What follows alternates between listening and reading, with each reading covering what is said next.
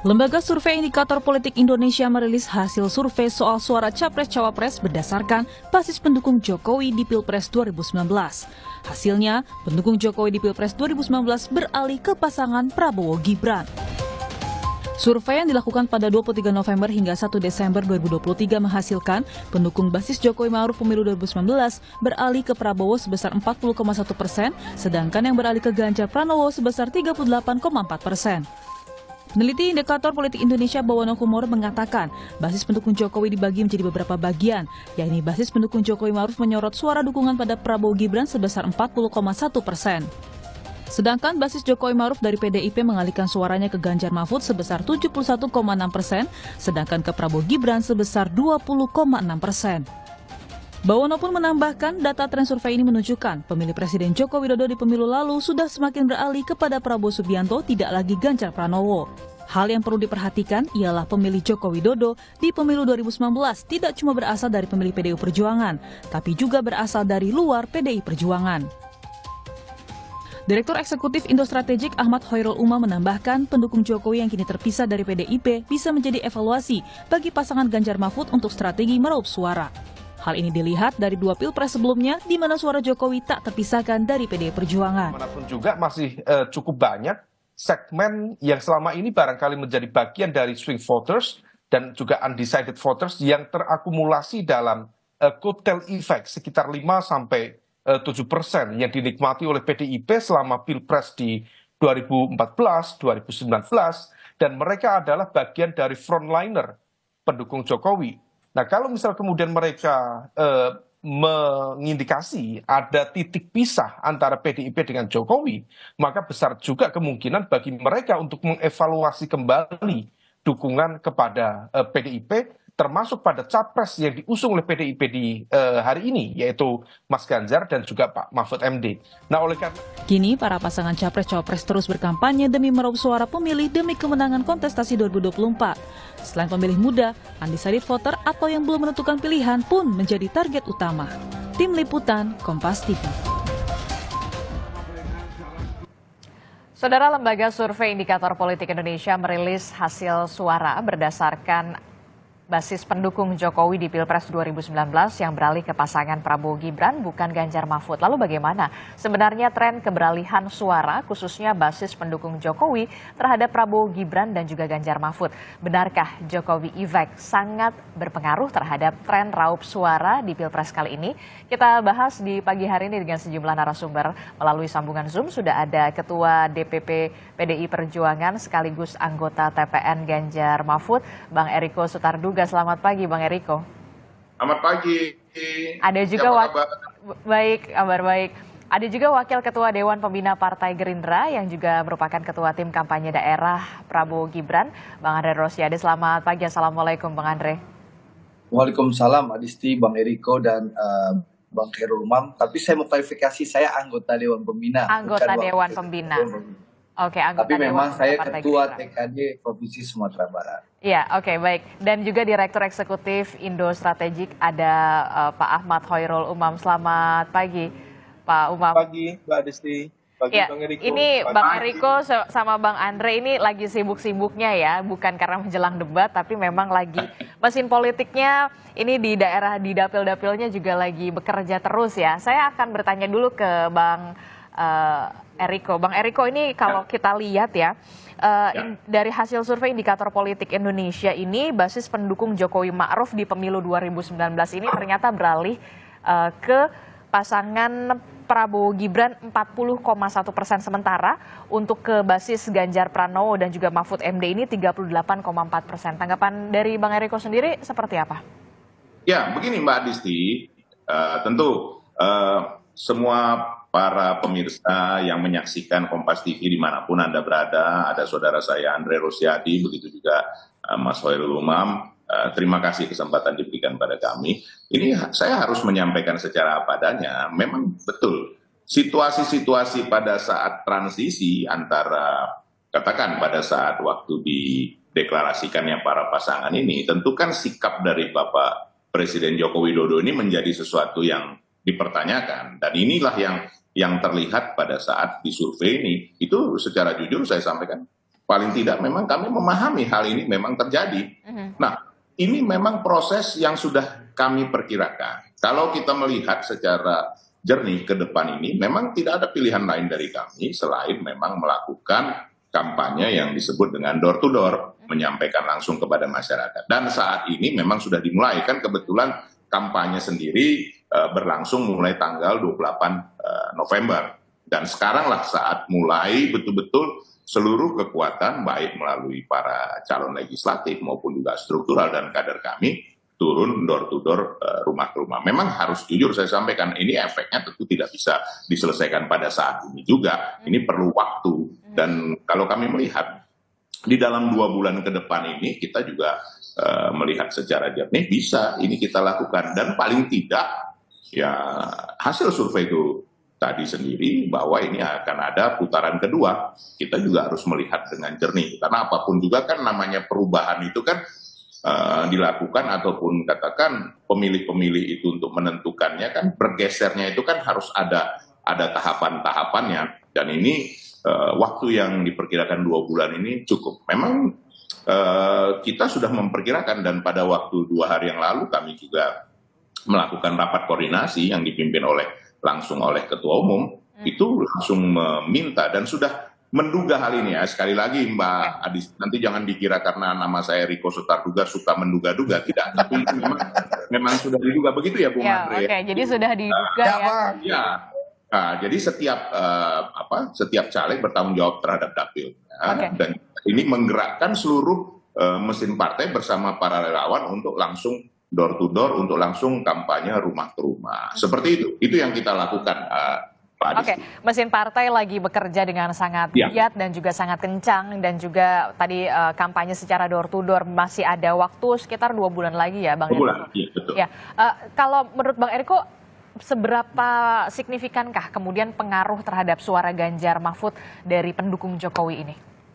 Ya, sebenarnya simpel saja Mbak Adisti, kami akan memperkuat, kan kalau kita hitung secara hitung-hitungan dari hasil survei, itu kekuatan dari partai, dari kami, dari PDI Perjuangan, P3, Perindo, dan Hanura itu kurang lebih di angka 30%, kan begitu, 30% lebih sedikit. Nah ini yang dengan relawan kami akan memperkuat ini. Kenapa? Paling tidak nanti pengkerucutan ini sendiri bisa nanti untuk kita masuk di dalam putaran kedua. Kita juga harus realistis dalam hal itu. Sekali lagi kami berjuang untuk 1 putaran, tetapi kita juga realistis untuk masuk pada 2 putaran.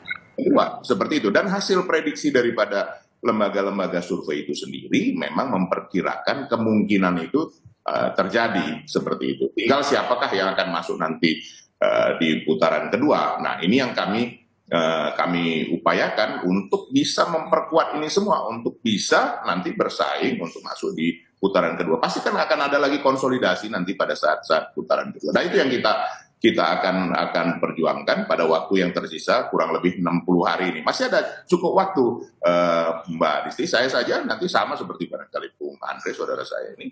Ya, sini kita memang ini karena diwawancarai oleh Kompas TV. Kalau tidak, kita sudah turun ke lapangan.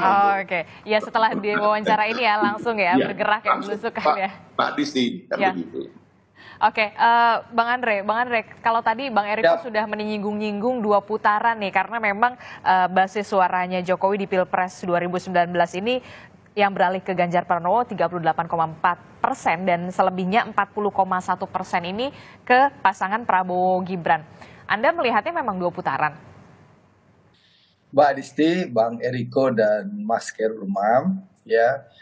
Pertama tentu kami bersyukur ya bahwa strategi dan kerja politik yang dilakukan Koalisi Indonesia Maju ini on the track ya. Bahwasannya politik riang dan gembira, politik santun dan santuy yang mengedepankan gagasan tanpa perlu menyerang kandidat siapapun, itu ternyata diterima oleh masyarakat. Masyarakat sudah jenuh dengan saling serang, masyarakat hanya ingin politik yang riang dan gembira, politik yang santun, dan politik yang santuy. Itu yang diinginkan Pak Prabowo dan itu diterima oleh masyarakat. Dan alhamdulillah ya, pemilih Pak Prabowo terus tumbuh dan berkembang. Dan kita lihat dulu ya Mas Ganjar adalah yang menikmati mayoritas pemilih Pak Jokowi dan Kiai Ma'ruf di 2019. Tapi alhamdulillah kalau kita baca data yang disajikan hari ini oleh indikator, ini menunjukkan bahwa mayoritas sudah di kubu Pak Prabowo dan Mas Gibran. Ini patut kami syukuri. Dan tentu kalau melihat angka yang tersaji hari ini, bagaimana rilis indikator di hari Sabtu menunjukkan angka 45% lebih Pak Prabowo, dan hari Minggu kemarin LSI pun juga merilis angka yang mirip-mirip sama. Ini menunjukkan bahwa optimisme kami ya supaya kami semakin lebih semangat lagi ya, semakin bekerja lebih keras lagi. Jangan sampai jumawa, jangan sampai besar kepala ya untuk bekerja lebih optimal, sehingga kenapa tidak satu putaran gitu, karena tinggal 5% lagi. Dan ini contoh Adisti, saya ini di Sumatera Barat. Saya ini ya ketua TKD Provinsi Sumatera Barat. 1 bulan itu ya 30 hari, itu 21 harinya saya di sini berkeliling dari kampung ke kampung. Ini habis ini Adisti, setelah tuh selesai live Kompas TV ini saya harus menuju 2 jam perjalanan, dan itu akan kembali masuk kamar ini nanti insya Allah tengah malam.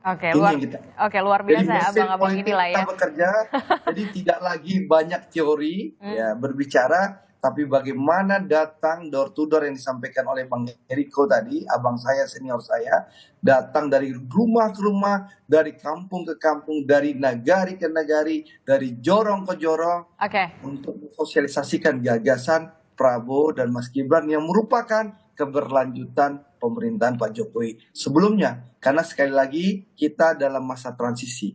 Keberhasilan dan fondasi yang sudah diletakkan oleh Pak Jokowi tentu harus kita pastikan dilanjutkan dan disempurnakan demi Indonesia yang lebih maju lagi. Begitu Adis. Nggak mau jumawa tapi yakin begitu ya satu putaran. Bang Eriko, tanggapan Harapannya begitu. Harapannya begitu.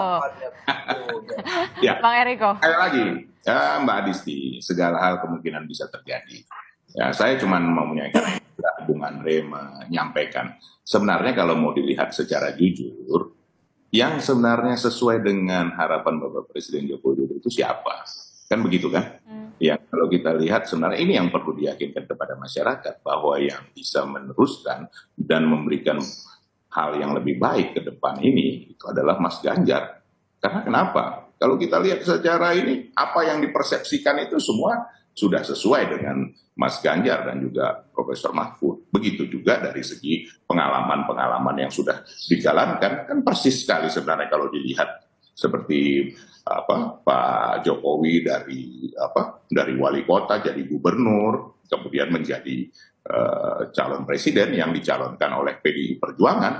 Ya, waktu itu kami sama Bung Andre itu berhadapan 2 kali, 2014-2019, artinya berlawanan, kan begitu kan. Tetapi begitulah Pak Presiden Jokowi bisa merangkul Pak Prabowo, itu juga harus kita ingat. Jadi sebenarnya memang yang secara asli bisa meneruskan, bisa belusukan, tadi kan sudah disampaikan Bung Andre, bisa turun dari daerah ke daerah, melakukan pembicaraan dengan masyarakat. Betul-betul apa yang dilakukan Pak Jokowi itu bisa diteruskan dan juga diberikan lebih baik lagi oleh Mas Ganjar. Itu kenyataan yang ada, dan dari track record-nya juga memang sekali ini yang bisa diteruskan oleh Mas Ganjar. Nah, ini yang perlu kami lakukan sosialisasi ini dengan masyarakat. Adisti, kita harus jujur juga mengakui bahwa proses-proses dinamika terakhir ini membingungkan masyarakat, dan ini harus kami yakinkan siapa sih sebenarnya yang tulen yang bisa meneruskan Pak Jokowi, gerak ringan langkahnya, begitu juga dengan cara pendekatan kepada masyarakat, cara dia belusukan, cara dia berbicara dengan masyarakat, cara dia untuk juga bisa melanjutkan apa yang dilakukan Bapak Presiden Jokowi, dan ini juga yang bisa dilakukan lebih baik lagi ke depan, karena ini kan tinggal meneruskan dan juga melakukan hal-hal yang jauh lebih baik lagi ke depan. Untuk apa? Untuk Indonesia Emas tahun 2045, seperti itu Mbak Adisti. Bisa kami saya ke Mas Umam dulu ya, Bang Eriko dan juga Bang Andre. Mas Umam, apa yang Anda bisa baca dari soal ini? Basis suara pemilih Jokowi di Pilpres 2019 ini tampaknya lebih beralih condong ke Prabowo Gibran ketimbang ke Ganjar Mahfud yang 38,4, sementara ke pasangan Prabowo Gibran ini 40,1%. Apa yang Mas Umam bisa baca dari sini? Iya, Mbak Adisti, tadi saya mencoba mencermati betul apa yang disampaikan oleh Bang Riko, disampaikan oleh Bang Andre. Ada satu poin yang bisa kita highlight, yaitu mencoba untuk memperbutkan Jokowi effect. Dan kalau misalnya kita cermati dari proses pasca 25 Oktober, di mana pendeklarasian Gibran waktu itu, memang kemudian terjadi migrasi pemilih yang cukup signifikan, terutama dari segmen pendukung Mas Ganjar, yang barangkali tampaknya didominasi oleh kelompok masyarakat menengah terdidik yang juga basis pemilih loyal Pak Jokowi di 2014, 2019 yang pada waktu itu menjadi bagian dari kotel efek yang dinikmati oleh PDIP. Ada angka sekitar 6-7% di dua pemilu atau dua pilpres sebelumnya. Nah, oleh karena itu ketika kemudian waktu itu Gibran dideklarasikan, maka kemudian persepsi tokoh capres yang didukung oleh Pak Jokowi itu mengalami pergeseran signifikan. Hal itu kemudian dipicu setidaknya oleh dua hal. Pertama, menempatkan Gibran atau penempatan Gibran sebagai cawapres Pak Prabowo, diakui atau tidak, kemudian meneguhkan persepsi bahwa Pak Prabowo adalah tokoh yang didukung oleh Pak Jokowi. Karena bagaimanapun juga terlalu besar pertaruhannya kalau misalnya Pak Jokowi tidak memberikan dukungan secara all out pada putranya, sehingga kemudian bagaimana nanti impact-nya tentu akan panjang kalkulasinya. Nah, yang kedua itu terkait dengan bagaimana misalnya basis dari pendukung Pak Jokowi tadi mempersepsikan bahwa ada perubahan sikap yang cukup signifikan dari teman-teman di PDIP kepada pemerintah Pak Jokowi. Karena bagaimanapun juga kita tahu PDIP adalah pimpinan atau pemimpin dari gerbong besar koalisi pemerintahan di era Presiden Jokowi saat ini. Ketika kemudian terjadi perubahan sikap itu dengan berbagai munisi yang diajukan, mulai dari Neo Orba atau bahkan Orde Baru Plus, atau serangan terkait dengan konteks penegakan hukum yang didasarkan pada autocratic legalism atau intervensi kekuasaan, politisasi penegakan hukum, ternyata hal itu bagi segmen kelompok masyarakat grassroots, hal itu kemudian memunculkan semacam pertanyaan besar, untuk tidak mengatakan antipati, tetapi pertanyaan besar itu yang kemudian menjadi salah satu pemicu terjadinya mobilisasi pemilih.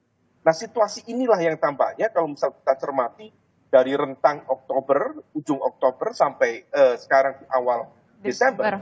Artinya selama proses November itu ternyata munisi-munisi kritis yang diajukan oleh teman-teman PDIP terbukti kurang begitu efektif untuk merekonsolidasikan kembali basis pemilih loyal yang sebelumnya dinikmati oleh PDIP sebagai bagian dari kutel efek itu. Nah, itulah yang kemudian kita bisa memahami, kita bisa mencerna mengapa kemudian pendekatan dari teman-teman PDIP, termasuk kemarin statement dari Pak Sekjen, Mas Hasto, mencoba untuk merangkul kembali, di mana kemudian statement di mana Pak Prabowo tidak bisa belusukan, yang bisa belusukan itu adalah mereka yang dari gen politik PDIP. Sebenarnya ini adalah sebuah upaya ikhtiar politik untuk mencari titik pisah dan juga untuk menarik titik pisah antara Pak Prabowo dengan Pak Jokowi. Dan kemudian ada upaya untuk menggeser kembali bagaimana repositioning PDIP agar menjadi identik kembali dengan tokoh Jokowi.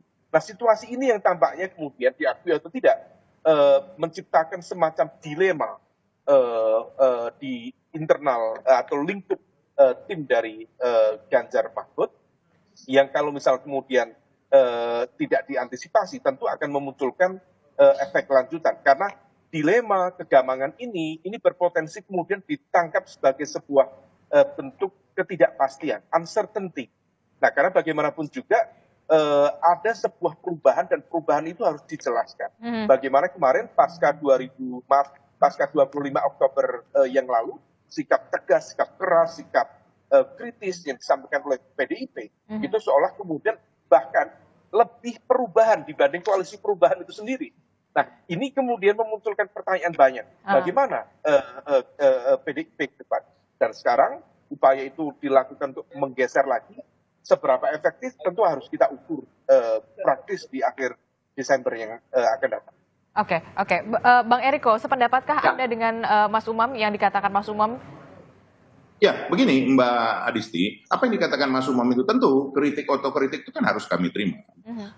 Saya dapat memahami dan menerima apa masukan Mas Hoirul Umam. Justru karena itulah Mbak Adisti, ada hal-hal yang ya saya harus sampaikan secara jujur apa adanya. Apapun pemirsa Kompas TV dapat melihat nih.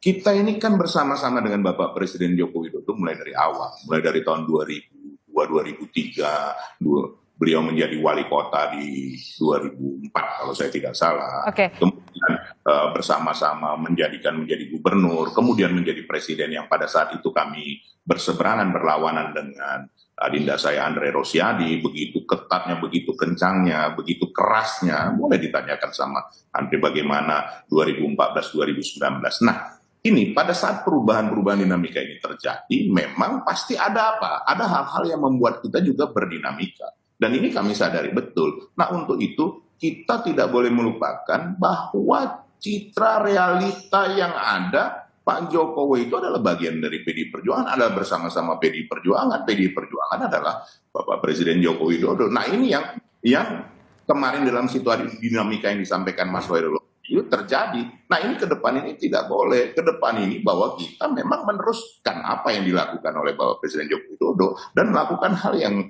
lebih baik lagi. Dan itu juga harapan dari beliau, kan itu sebenarnya yang terjadi. Tapi kalau katanya Mas Umam, katanya kritikan dari PDIP ini bahkan lebih lebih kritis dibandingkan dengan Koalisi Perubahan. Itu yang saya sampaikan tadi di dalam hal dinamika ini pasti. PDI Perjuangan ini tanya Bung Andre, kami ini biasa menjadi oposisi, Mbak Adisti.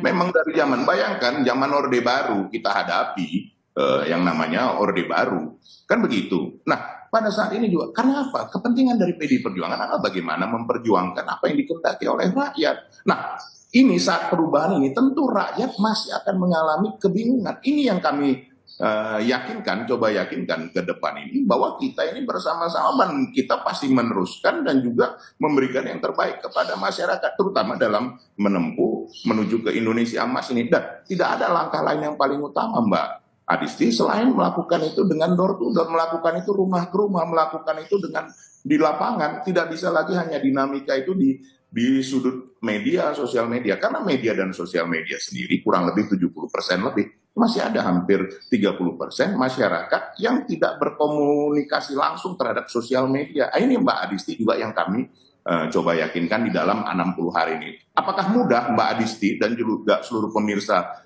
Kompas TV? Tidak mudah.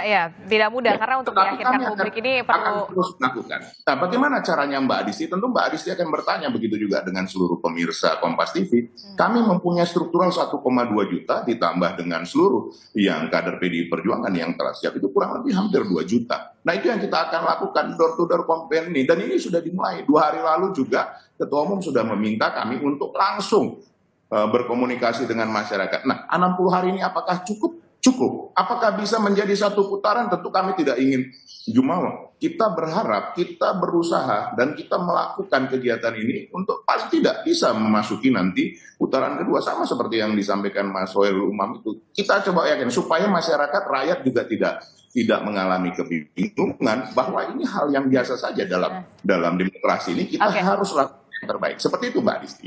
Kalau berbicara soal tadi Bang Eriko bilang supaya warga tidak bingung, tapi ini kalau kita lihat di harian Kompas hari ini yang terbit hari ini, ada Litbang Kompas yang sudah merilis Prabowo Gibran unggul. Pemilih yang menarik adalah pemilih bimbang ini meningkat, bahkan angkanya tidak main-main Bang Eriko, Bang Andre, 28,7%. Kita akan lihat bagaimana nantinya kemudian apakah debat capres dan juga cawapres, debat perdana utamanya debat capres besok ini akan kemudian memengaruhi pilihan dari pemilih bimbang ini dan juga bagaimana pemilih dari Presiden Joko Widodo yang di Pilpres 2019 lalu. Jangan kemana-mana, kita akan bahas usai jeda. Tetaplah bersama kami. Terima kasih Anda masih bersama kami di Sapa Indonesia Pagi. Saudara, kita masih meneruskan dialog kita di Sapa Indonesia Pagi bersama Bang Eriko Surtadurga dari PDI Perjuangan dan juga ada Bang Andre Rosiade dari Partai Gerindra dan juga ada Mas Hoirul Umam. Ini menarik ya, setelah tadi kita melihat bagaimana kemudian migrasi basis suara pemilih Jokowi di 2019 40,1% ternyata ke pasangan Prabowo Gibran. Katanya Mas Umam, faktornya mungkin salah satunya yang paling kuat adalah penempatan Gibran Rakabuming Raka di posisi calon wakil presiden dari Pak Prabowo. Nah, ini juga yang kemudian menarik adalah harian Kompas hari ini yang kemudian merilis Litbang Kompas Prabowo Gibran ini unggul. Yang juga tak kalah menariknya, Bang Andre Rosiade, pemilih bimbang atau undecided voters ini meningkat, angkanya 28,7%. Ini gimana Bang Andre? Ya, sebelum masuk yang strategi Litbang Kompas tadi, saya mau menanggapi harapan masyarakat. Kalau saya mendengarkan, melihat, dan membaca data yang terlihat, bahwa memang harapan masyarakat itu bagaimana keberlanjutan pemerintahan Pak Jokowi ini bisa terjadi. Dan itu disadari oleh Bang Eriko. Bahwa Bang Eriko dan teman-teman PDI Perjuangan serta pendukung Mas Ganjar yang dulu di bulan akhir Oktober sampai awal Desember terkesan mengagendakan perubahan, sekarang sudah insaf dan sadar diri bahwa harapan masyarakat itu ternyata adalah keberlanjutan Pak Jokowi. Nah, disinilah kenapa Pak Prabowo unggul dibandingkan yang lain. Karena Pak Prabowo dengan Mas Gibran konsisten, ya, tidak berubah, konsisten, tidak bergeser, bahwa kami berkomitmen melanjutkan pemerintahan Pak Jokowi yang sudah berhasil ini. Berbeda dengan pasangan Mas Ganjar dengan Pak Mahfud yang hari ini mungkin bilangnya akan lanjutkan, besok berubah, lagi akan seakan-akan perubahan, bahkan seakan-akan, mohon maaf ya, terkesan memukul dan memusuhi Pak Jokowi. Itu yang terjadi dan itulah respon masyarakat ya. Dengan hasil survei menunjukkan bahwa mayoritas pemilih Pak Jokowi itu bergeser kepada Pak Prabowo dan Mas Gibran yang dianggap pertama lebih mampu dan bisa merepresentasikan Pak Jokowi, yang kedua lebih berkomitmen memastikan keberlanjutan, yang ketiga tentu konsisten dengan komitmen ini gitu lah. Nah, sehingga harapan itu bergeserlah ke Pak Prabowo dan Mas Gibran. Ini disadari oleh Bang Eriko, sehingga beliau insaf bersama teman-temannya, sehingga sekarang konsisten lagi untuk melaksanakan keberlanjutan. Tentu kita syukuri bahwa ada komitmen dari Pak Prabowo dan juga Mas Ganjar ingin melanjutkan keberhasilan Pak Jokowi. Nah, itu satu. Yang kedua, ya soal Litbang Kompas tadi, tentu kita melihat waktu masih ada 2 bulan. Ini PR kami ya, kayak PR seluruh kubu untuk lebih meyakinkan masyarakat. Para tim sukses tentu akan lebih ekstra untuk datang ke dapil, datang ke masyarakat, meyakinkan bahwa ini loh program gagasan Pak Prabowo dan Mas Gibran, bahwa menjawab solusi dari kebutuhan masyarakat, bahwa Pak Prabowo dan Mas Gibran akan memastikan keberhasilan Pak Jokowi dilanjutkan, dan juga yang masih kurang sempurna tentu akan kita sempurnakan. Yang belum terlalu cepat kita akan speed up untuk lebih cepat lagi pembangunannya. Itu yang akan kita lakukan, door to door, dari rumah ke rumah, dan bekerja lebih keras lagi. Tapi jelas dari survei ini kita melihat bahwa mayoritas rakyat Indonesia puas dengan kinerja Pak Jokowi, dan mayoritas masyarakat Indonesia menginginkan keberlanjutan pemerintahan Pak Jokowi. Dan mayoritas masyarakat Indonesia menginginkan Pak Prabowo dan Mas Gibran melanjutkan keberhasilan yang sudah dirintis dan diletakkan fondasinya oleh Pak Jokowi. Dan mayoritas rakyat Indonesia menginginkan dengan angka 45 ini, insya Allah mudah-mudahan kita bisa menciptakan pemilu riang dan gembira, santun dan santuy, tentu dengan satu putaran. Insya Allah. Mohon doa dan dukungannya. Oke ya, Bang Eriko gimana nih kalau kata Bang Andre, katanya yang konsisten cuma Prabowo Gibran, kalau pasangan Ganjar Mahfud kalau katanya agak kurang konsisten, kadang nyerang, kemudian bukan katanya, ini kan rekam jejak digitalnya ada. Iya, nah makanya Bang Eriko gimana nih Bang Eriko? Apalagi kalau kita melihat pernyataan Sekjen PDI Mas Hasto. Bang Eriko. Ya, sekarang begini Mbak Disti, ini giliran saya ya Bung Andre. Ya, silakan Bang Eriko. Kalau dari jejak digital, apakah dulu Prabowo itu Jokowi? Saya tanya kepada Mbak Adisti, kepada seluruh pemirsa. Apakah Prabowo itu bisa jadi replikasi Jokowi? Tidak bisa. Karena kenapa? 2 kali bertempur dengan Pak Jokowi. Dan itu hal yang sangat prinsipil, sangat berbeda. Tetapi itulah kebesaran hati Pak Jokowi. Mengajak Pak Prabowo untuk bersama-sama. Yang dilala diterima. Kan itu kita lihat kenyataan yang ada. Sekarang saya tanya, Pak Jokowi suka belusukan nggak? Pekerjaannya cepat nggak? Apakah sesuai dengan Pak Prabowo? Nah ini kan karena Bung Andre sudah menyampaikan tadi. Wah ya, pribadi yang sangat jauh berbeda. Nah ini yang kita mau sadarkan. Saya harus jujur menyampaikan. Inilah yang memerlukan waktu untuk menyadari. Apakah 40% survei di Bank Kompas nggak sampai ya Bung Andre? Itu yang kita harus yakini, 38%. Nah, apakah itu sudah cukup untuk satu putaran? Apakah dalam 2 bulan ini kemudian 38 menjadi 51%? Siapa yang bisa menyampaikan itu? Siapa yang bisa meyakini hal itu? Nah ini yang kami harus sadarkan ulang. Kami tentu harus merubah diri bahwa Pak Jokowi itu adalah bagian dari kami dan bahwa kami yang bersama-sama selama ini kurang lebih 20 tahun.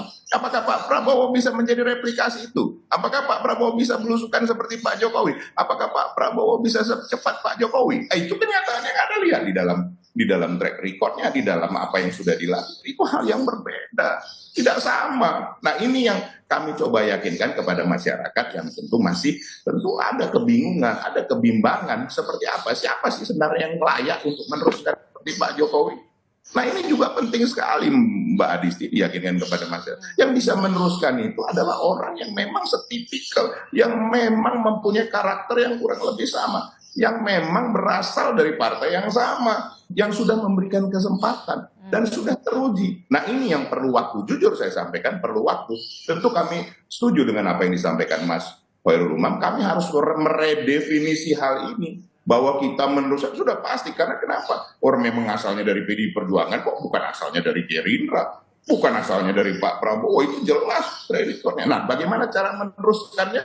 Kami sudah paham hal ini. Karena selama ini bersama-sama. Seperti itu. Nah, inilah yang harus diyakinkan kepada masyarakat. Caranya bagaimana Mbak Adisti? Ini melalui Kompas TV. Tapi apakah itu cukup? Apakah cukup melalui media? Ini yang harus kita sampaikan secara langsung di tengah masyarakat. Bahwa Prabowo bukan Jokowi.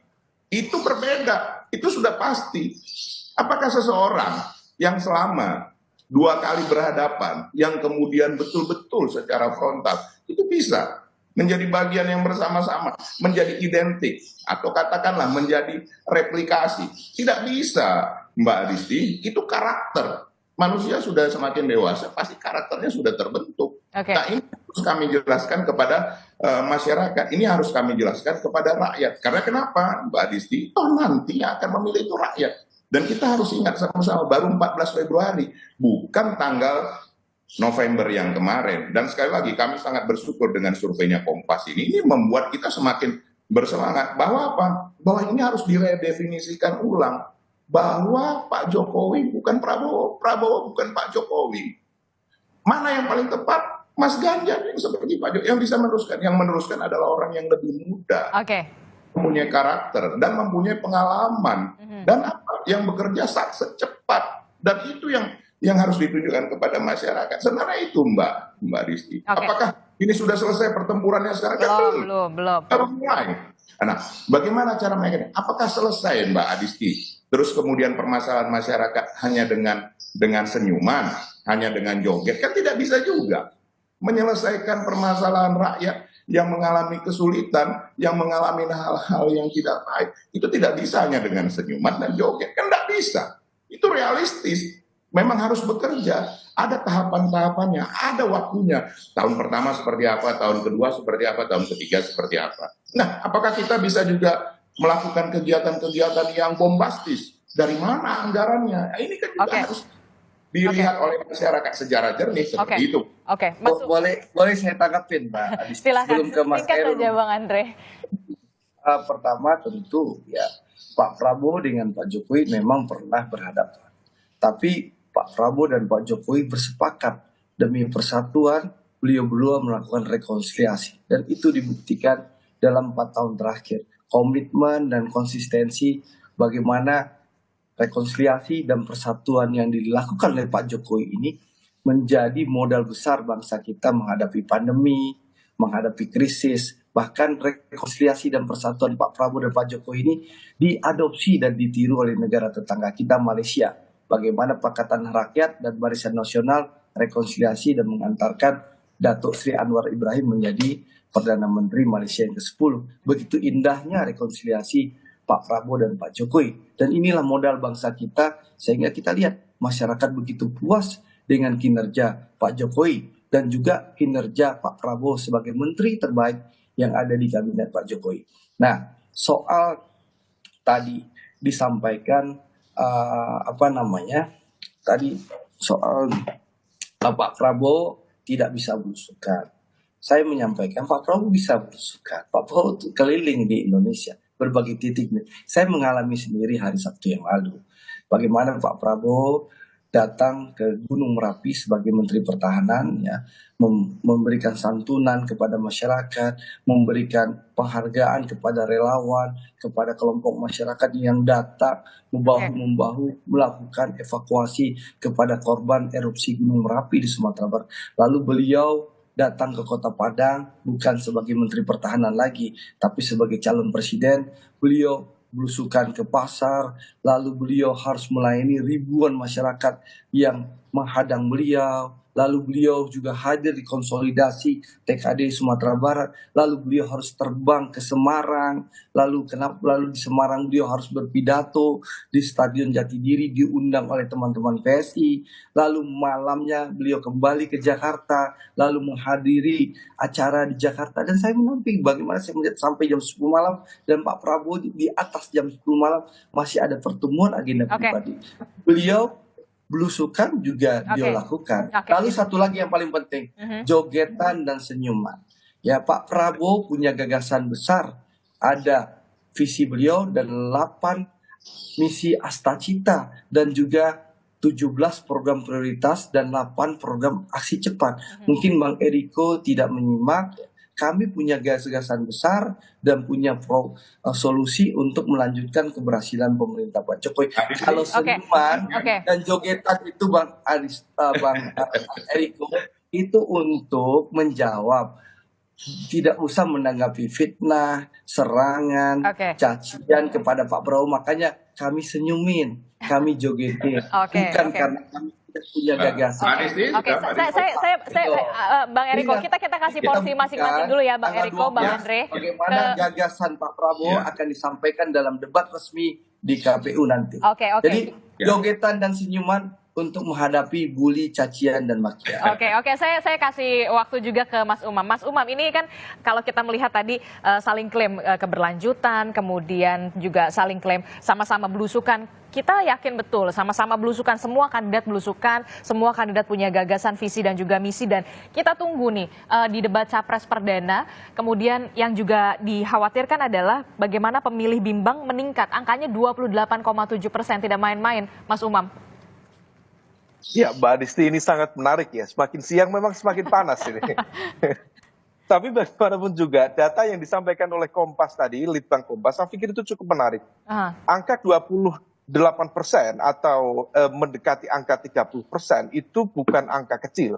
Itu angka besar. Betul. Memang kalau misal kita perbandingkan dengan 45% versi teman-teman di indikator atau di LSI, memang ada gap yang cukup serius, cukup signifikan, di mana itu melampaui, let's say, sekitar 2 kali margin of error. Tapi terlepas dari itu, kalaupun kita gunakan angka yang paling optimis sekalipun, 45% dari elektabilitas Pak Prabowo dan juga Mas Gibran, sebenarnya itu baru merepresentasikan basis kekuatan suara dukungan parlemen, di mana partai-partai parlemen yang mendukung Pak Prabowo itu di angka sekitar 45%. Pertanyaannya, lalu di mana angka Jokowi effect? Lalu di mana angka kekuatan relawan? Nah, itu yang kemudian mendasari teman-teman di lingkaran Pak Prabowo dan Mas Gibran untuk menggunakan kesempatan ini menjadi satu putaran. Karena secara basis kekuatan dukungan di parlemen, 45% ditambah optimisme Jokowi effect ditambah relawan, harusnya bisa mencapai angka itu di atas 50% plus 1. Tapi per hari ini masih belum terjadi.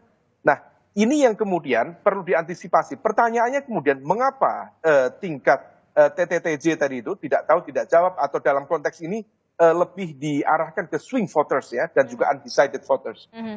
Saya menduga memang diakui atau tidak, ada situasi kegamangan di tengah masyarakat. Dan itu besar kemungkinan dipengaruhi oleh salah satunya adalah pilihan politik dari masing-masing pasangan. Diakui atau tidak, pilihan Pak Prabowo untuk memilih Mas Gibran juga memiliki risiko, memiliki konsekuensi, di mana kemudian narasi-narasi politik dinasti, kemudian narasi autocratic legalism, intervensi kekuasaan, hal itu betul-betul memberikan impact yang signifikan kepada masyarakat kelas menengah terdidik kita, termasuk di kalangan masyarakat sipil yang memberikan statementnya secara clear menolak narasi-narasi itu. Nah, hal ini yang kemudian membuat semacam antipati atau semacam kegamangan ya di kalangan pemilih, yang kemudian di saat yang sama mereka tidak memiliki pilihan alternatif lain. Nah, kalau misal kita cermati, mengapa kemudian situasi yang sama hampir mirip ya dialami misalnya di kubu Anies Muhaimin, Mas Anies dan juga Cak Imin. Kenapa di angka yang diajukan oleh teman-teman di Litbang Kompas tadi mengalami penurunan cukup terlihat gitu. Nah, salah satunya adalah ketika narasi perubahan yang cukup reasonable, cukup make sense diajukan oleh Mas Anies, itu ternyata diakui atau tidak kurang sesuai dengan gen politik yang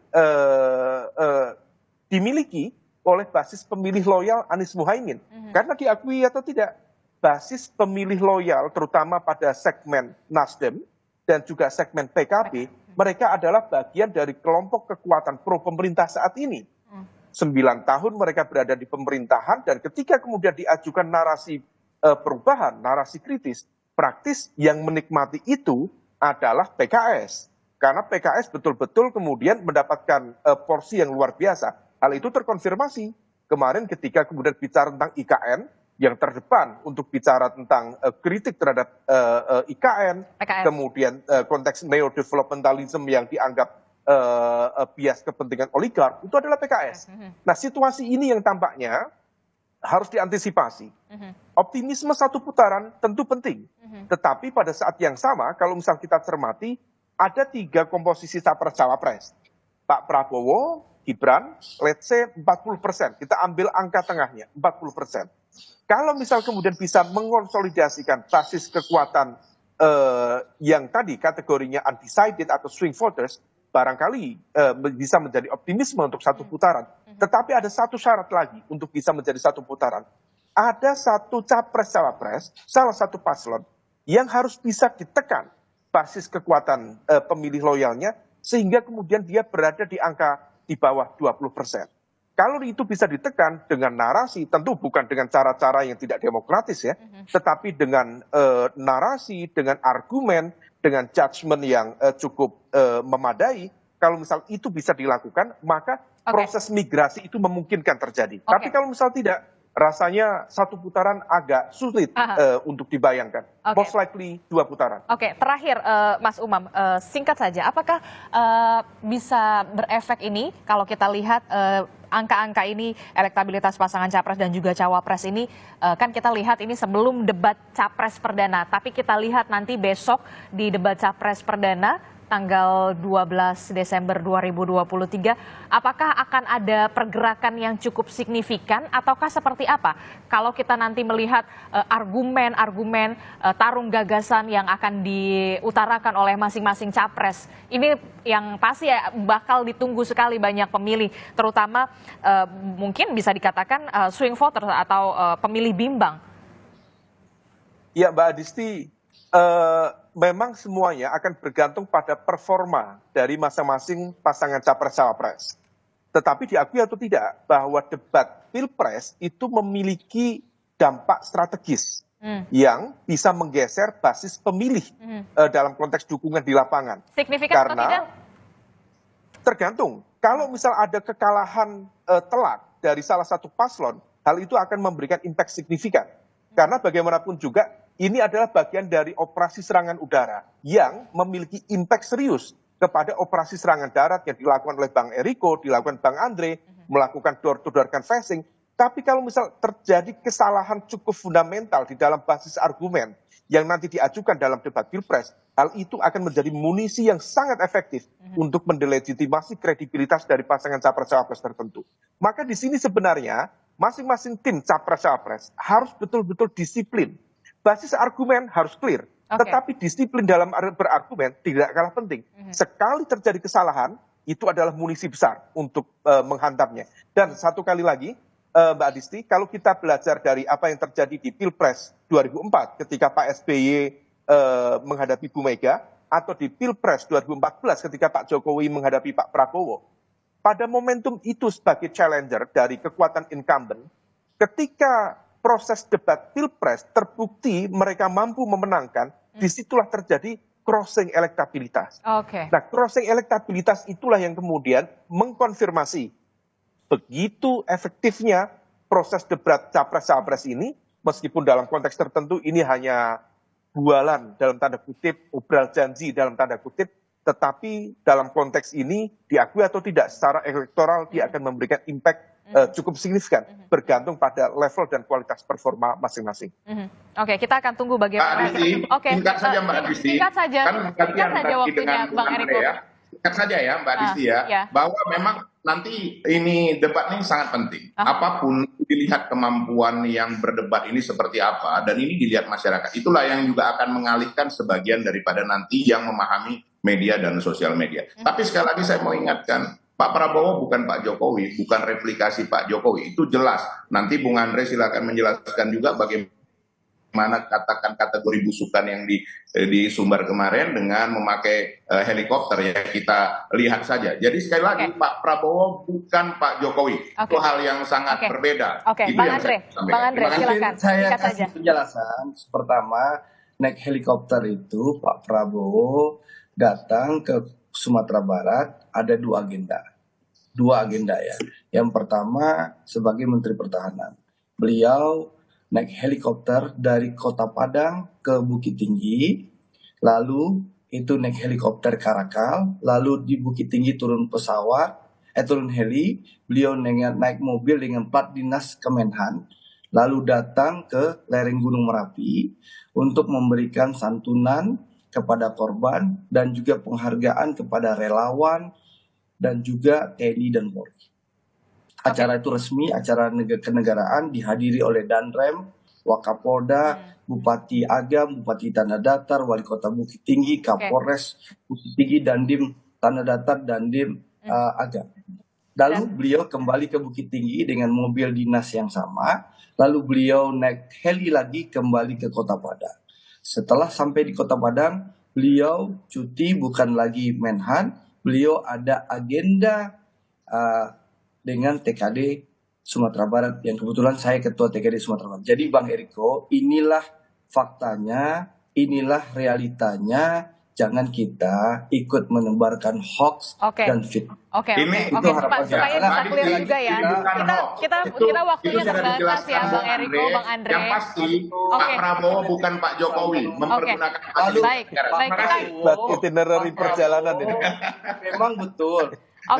Bang Andre, Bang Eriko. Pak Prabowo itu memang Pak Prabowo bukan Pak Jokowi. Bang Andre, Bang Eriko, waktu kita sangat terbatas. Kita akan tunggu bagaimana taruh gagasan di debat capres di 12 Desember 2023. Terima kasih Bang Eriko, Bang Andre, Mas Ini Lukman. soal komitmen Bang Eriko. Baik, terima kasih. Assalamualaikum warahmatullahi wabarakatuh. Selamat berjuang.